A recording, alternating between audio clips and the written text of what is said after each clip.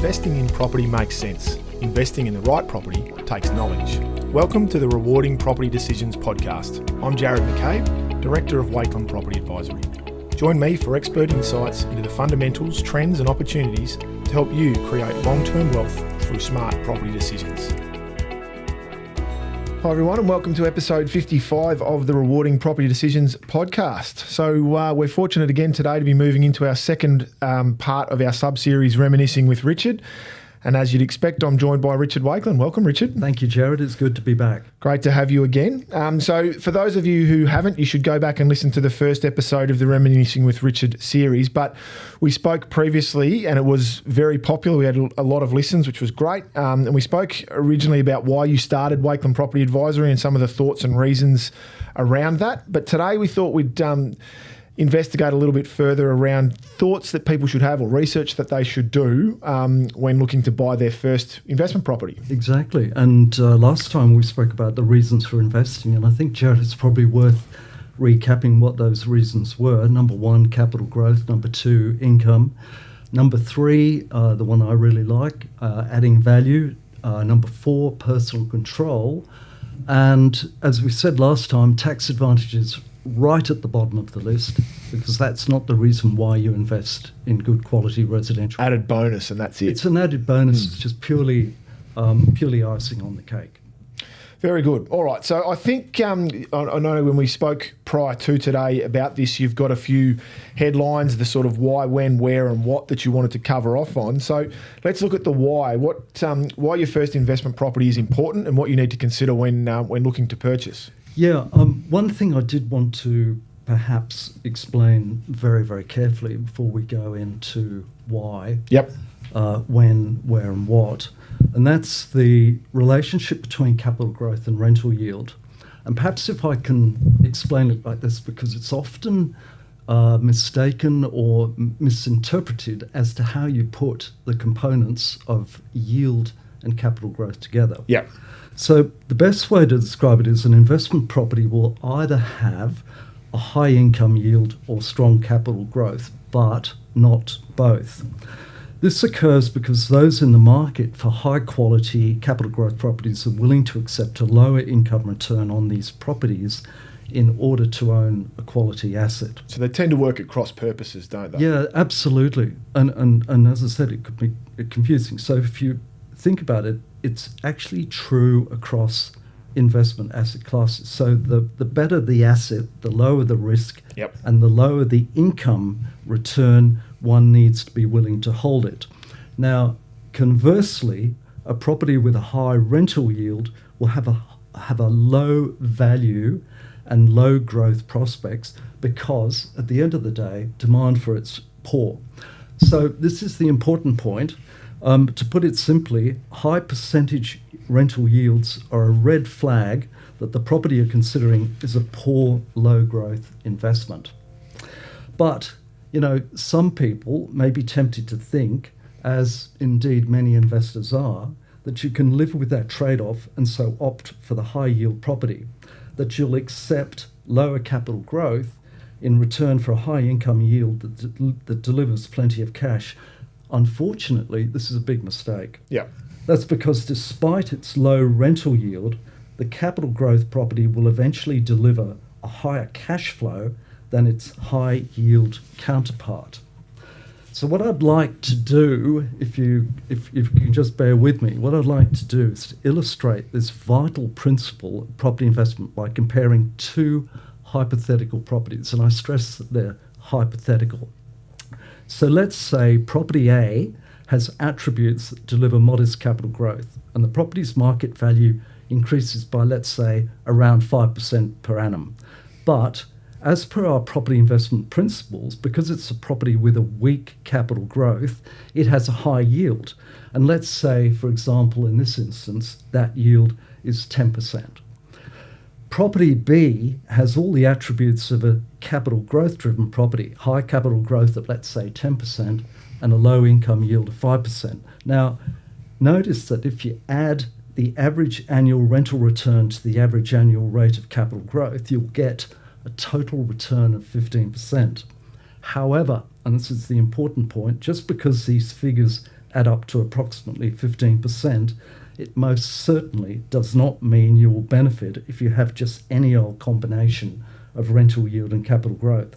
So to have a really successful investment strategy, you need to put together the components of that total return in a very particular way.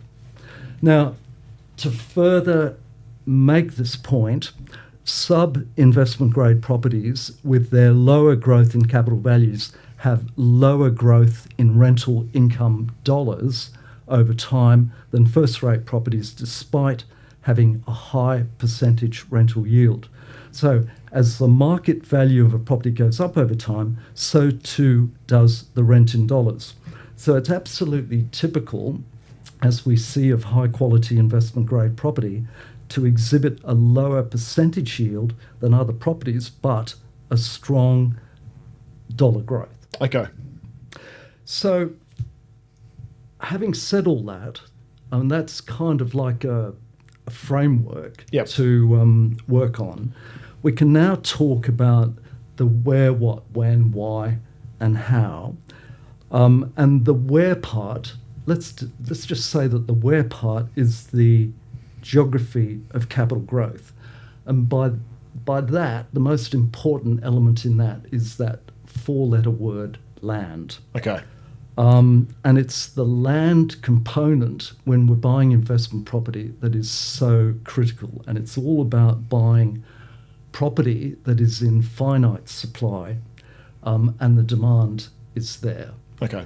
So you tend to find that in the inner suburbs. I don't want to say just the inner suburbs, because the middle ring suburbs have got certainly finite land supplies as well, but you don't tend to get as much of a finite supply when you start to move out into the housing estates, which obviously offer a lot of property at an affordable price, which is the purpose of them, providing they've got the infrastructure around it. But from a growth prospect, it doesn't always lend itself well for that. Absolutely. So what we'll do now is delve deeper into the subject of, let's say, location. And of course, everyone knows at least one phrase when it comes to investment in property, and that's location, location, location. It's a crucial element in property investment, but sadly, many investors get the location wrong. Finding the right location is a systematic process. The objective is to find a property with high land value and optimal capital growth. So let's take a look at which factors drive the right location. First and foremost, it's proximity to all those things that make metropolitan living enjoyable and practical. So stuff like access to public transport and major roads to make it easy to travel across the whole metropolitan area. Those are just some of the keys to investing. Yeah, so we also, I guess, there's the local village that people want, and then depending upon school in terms of accessibility from a schooling point of view, it depends on who your likely tenant is, your likely occupant. Then you need to be reasonable proximity to those types of services that occupants will want. Yeah, and Jared, you mentioned the word village, and over the last 15 to 20 years, it's very noticeable how Melbourne has become a series of villages. All over, absolutely. Yeah, which becomes a hub to attract residents within the area, and that creation or that feeling of a village type atmosphere. Even some of those tiny little shopping strips that became derelict through the 90s and things that were full of, or might have had a milk bar and a hairdresser and those sorts of things. Now with the huge demand in Melbourne, particularly for cafes and the want for people to be able to go to them, a lot of those areas have been rejuvenated too, which has been great. Absolutely. Regentrification, rejuvenation. So to continue with the right ingredients for choice of location, obviously proximity to top private and public schools, universities and post-secondary education, those are the key drivers of demand. And also, as you've mentioned, so is proximity to services, which add a little flavour to life, like interesting shops, restaurants and recreation areas. So those village precincts, those local shopping strips in Melbourne are like Burke Road, Camberwell, or Ormond Road, Elwood, and they're all highly prized. They're the larger ones, but I guess as we were saying, there's been, particularly over the last 10 years or so, there's been a lot more developed and a lot more smaller ones, but that still bring communities together. Yeah, exactly. But finding the right suburbs is just the start. So we advise investors that they must ensure that they're situated on the right street, where livability of residents is uncompromised. So what that means is a street zoned for residential use, which isn't a thoroughfare for traffic, a streetscape which is relatively architecturally consistent, and a locale which isn't compromised by commercial or industrial activity. Yes. So location is about finding areas with multifaceted demand from all types of home buyers, tenants and investors. But I think this is a good point to remember when you're thinking about investing in residential property, that it's not just influenced by investors alone, but home buyers as well. Correct. Yeah, exactly right. So that investment market and that selection of a property is also a property that should appeal to a future home buyer. Well, and it's got to be, as we talk about a lot of factors that drive capital growth, but having a diverse buyer profile is really important so that you're not heavily reliant on just investors. Yeah. You can get first home buyers, you can get upgraders, you can get downsizers looking at a property. If you're just relying on one, then your property doesn't typically perform as well. Yeah. So, to cap off what we're talking about on the subject of location, inner urban areas with high amenity, high demand are most likely to benefit from positive market conditions, and they're most likely to have their values hold up when market conditions are a bit more challenging. Now, as you mentioned earlier, we don't, and I just want to make this point a second time, we don't include outer suburbs in our investment ring. Very simply, outer suburbs are dominated by houses built for traditional families that require a lot of accommodation at an affordable price. And because demand is less consistent, growth is very compromised. So the CBD fringe areas, dominated by high-rise apartment towers and commercial zones, also show poor investment results from residential property. So that covers the subject of location and where. So, Jared, what we need to do is understand what the correct architectural styles are. And this comes down into the heading of what to buy. Yeah, and I guess the style is dependent upon the location, isn't it? Yeah, absolutely. So the ideal range for a single investment is between 700,000 and 1.5 million. And it's your financial capacity that will dictate what kind of property you choose. So let's talk about property choices. Okay, so we've got, generally with what we look at, there's three different types. We can look at an apartment if necessary, we can look at a villa unit, or we can look at a house. We don't tend to look at townhouses so much when it's talking about investment properties because townhouses tend to be something that's being replicated. Now, not to the same degree as the high-rise apartments, but there is a lot more ability to continue to construct townhouses, particularly in the middle ring suburbs where you've got reasonably large parcels of land, and if there's not the overlay controls in place, then they can be demolished and townhouses can be built. So we're a little bit hesitant in that. We want something with a bit more scarcity. The villa units work well in that sort of price bracket because they can be very well located. Typically, the sites are a bit undercapitalised in terms of the amount of land that's been constructed for very few dwellings and quite valuable land, particularly in some of the middle ring suburbs. Obviously, location's really important with them. You need to make sure you're getting in the right spots. Apartments can be good in certain areas, but they haven't shown the growth levels probably over the last, particularly 5 to 7, 8 years. With the amount of construction that's gone on, and there's varying reasons for that. We've done a number of podcasts on apartments and the performance levels and the lack thereof in certain areas. But if you get the right ones, they can still have a place from an investment perspective. And then obviously the next category is looking at houses. And again, we typically look more at single-fronted cottages, terrace houses in the again in that sort of 2 to 10k, 15k radius.